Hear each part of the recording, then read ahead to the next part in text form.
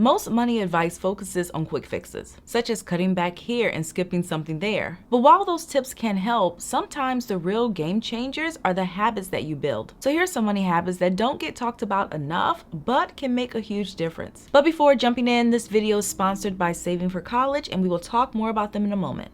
You have to factor maintenance into every single purchase. Some people only think about the price tag when they're about to buy something. But as we know, the cost of something doesn't always end the moment you hand over money. Take homes, for example. They often come with roof replacements, appliances breaking down, and other constant little fixes.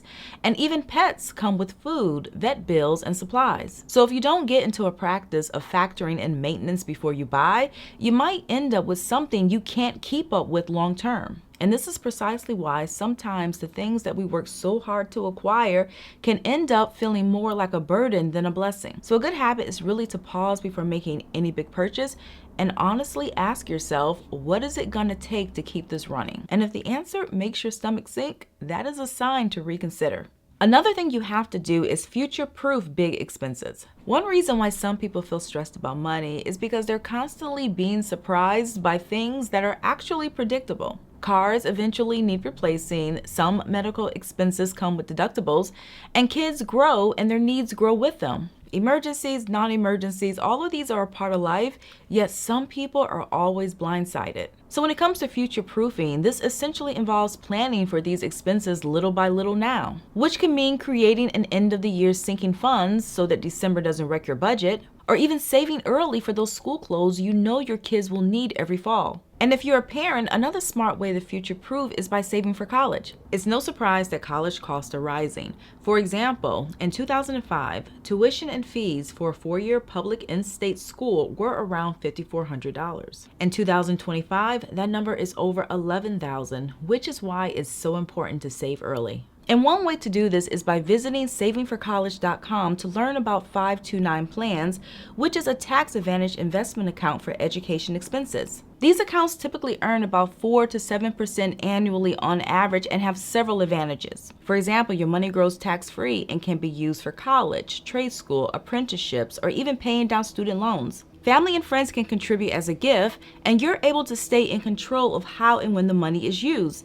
And as a bonus, if one child doesn't use it, you can transfer it to another or even to yourself for grad school. $25 to $50 a week might not seem like a lot, but it adds up over 18 years. And even if your plan doesn't cover everything or every child, it can shrink how much you or they might have to borrow later. With a 7% average annual return over 18 years, $25 a week could grow to about $45,699, and $25 per month could grow to about $10,523. So if you want to explore this option, savingforcollege.com has tools to help you set a goal and open a plan that fits your family, and I will include a link in my description. You also have to track annoyances and not just expenses. When most people track their spending, sometimes there is this tendency to only focus on the big stuff, such as housing or how much they spend on food. But sometimes it's the smaller things that sting the most, and not necessarily because of the amount,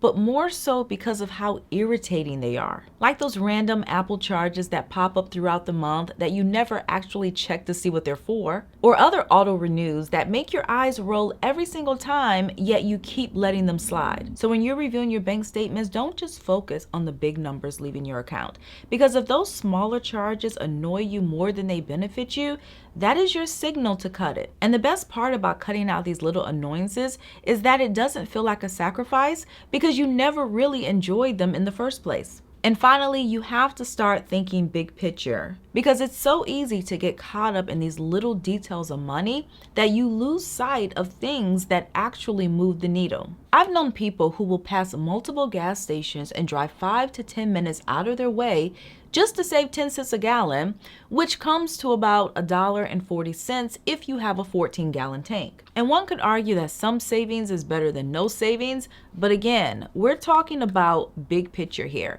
So are you actually saving? Because once you factor in the gas that you're spending to drive 10 minutes out of your way in each direction, plus your time, which is also valuable, then no, you're probably not saving that much. And that is the trap with focusing too much on these minute short-term wins, because even though you feel good about saving money in that moment, it's actually costing you. So in the end, you really have to hone in on the things that will actually move the needle in your financial life.